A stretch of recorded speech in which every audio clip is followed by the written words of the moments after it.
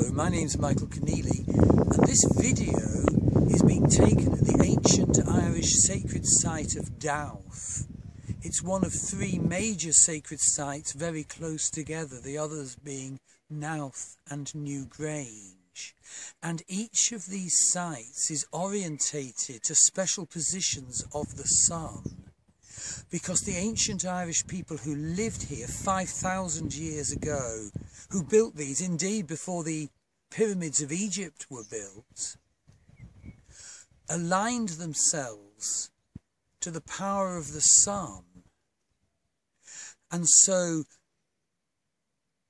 the winter solstice is the rebirth of the sun, and they actually aligned to the rebirth of the sun in funeral rites for their ancestors, so that they were one with the sun being rebirthed, and maybe their ancestors being rebirthed, reincarnating in the children of the people of the tribe. And other alignments are to the equinoxes. Now, as I said, there are three monuments, and it's a wonderful visit. And the group have been out of time. And the guides have been wonderful. But we're now at the most dilapidated and neglected of the monuments, trashed by ancient quarrying, for example.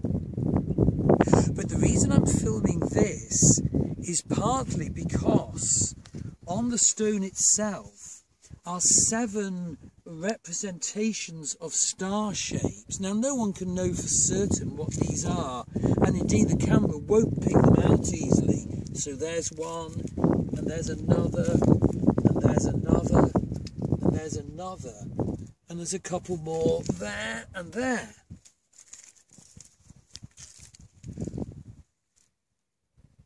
But what the Druid Forest School is trying to do is to study the spirituality of the Tuatha Dé Danann, the people who came to Ireland, the skilled and sacred people.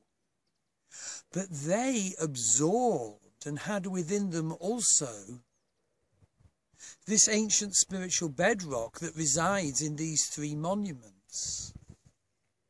So what the group did, standing beside the most ruined of them, and the other two are fabulous, this is the ruined, neglected one, tuned in to the earth energies here, because these sacred sites in Ireland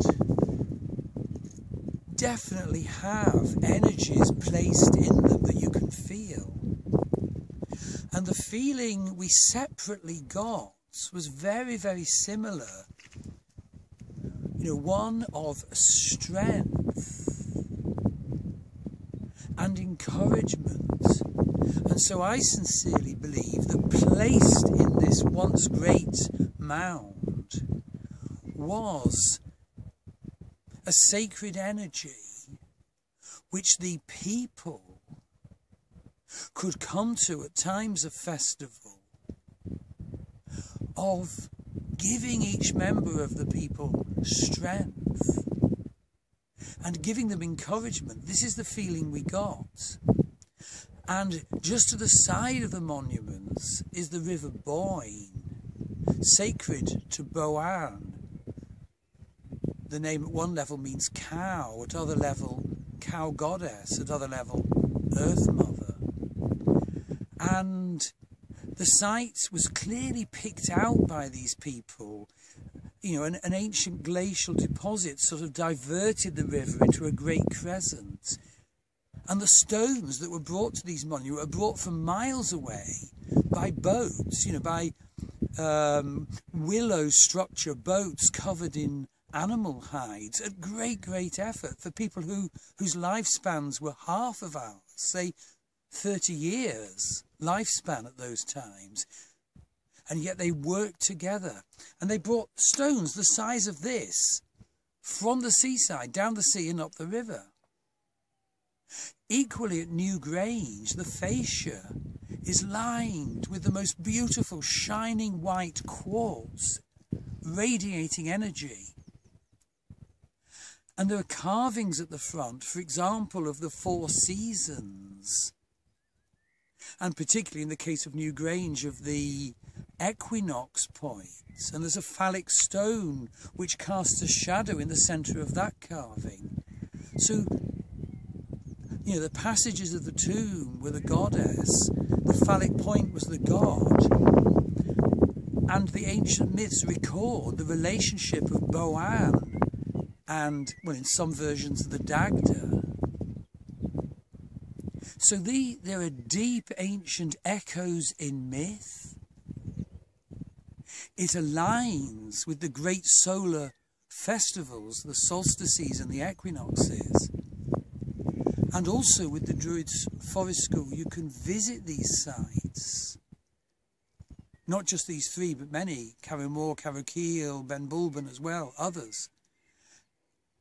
And attune for yourself to see what energies your body, your consciousness registers. Thank you.